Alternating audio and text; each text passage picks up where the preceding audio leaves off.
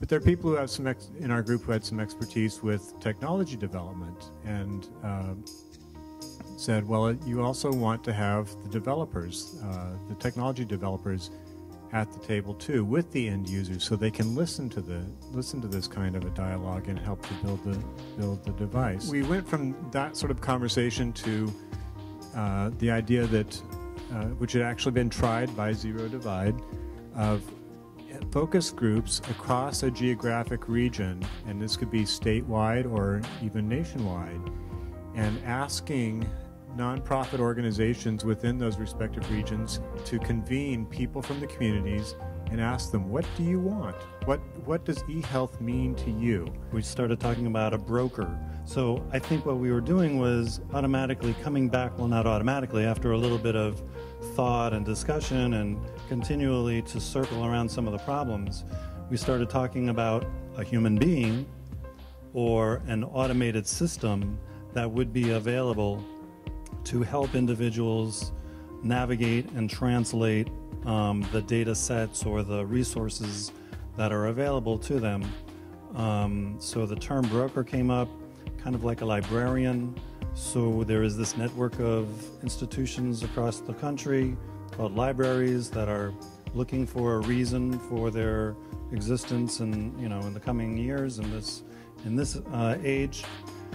maybe we could borrow from that kind of paradigm to make something available to allow a broader population to access information technology for health purposes or for whatever constructive reasons are out there.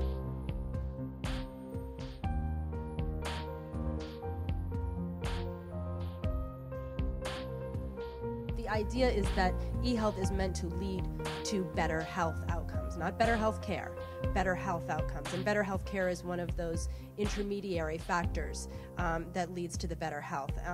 So, for example, in the audience, in the communities and patient audience, some of the sub-messages that we wanted to think about were tapping into the values of patients, which included enhancing relationships with providers, that this is a way to coordinate your care, that this would allow a patient to self-manage their chronic condition or illness, that this would bring kids, one of our resident pediatrician said that this was a way to bring kids and parents closer together and to work on this together, especially for those who speak other languages than English, so that eHealth equaled better health through those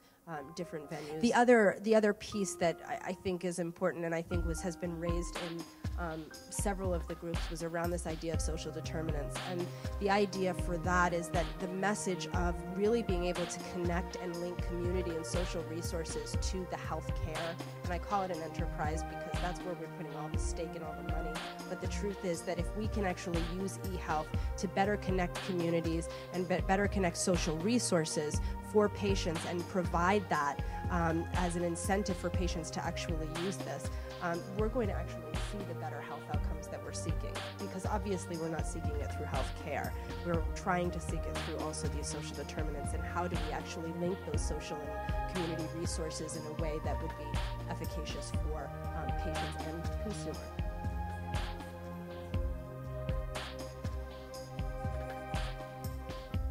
And then we talked a lot about, even in the best of all worlds, that if this technology is deployed, part of making that case of the benefits is it's really important to have the information customized and tailored for individual patients, so that even if people are getting emails or text messages that don't apply to them, that's going to turn them off immediately from the technology. We talked about the importance of both literacy and health numeracy, that a lot of health information involves numbers, and really needing to think about that as well, and how technology then can use visuals, can use interactive videos, can use game theory and gaming applications to really engage folks. But again, we haven't seen a lot of that when we talk about what health information technology is out there, especially for disparities communities.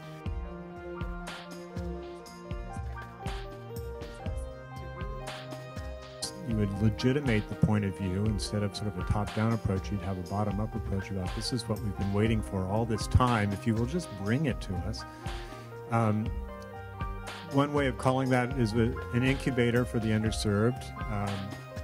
But this approach of building across a wide geographic region doesn't just marginalize as a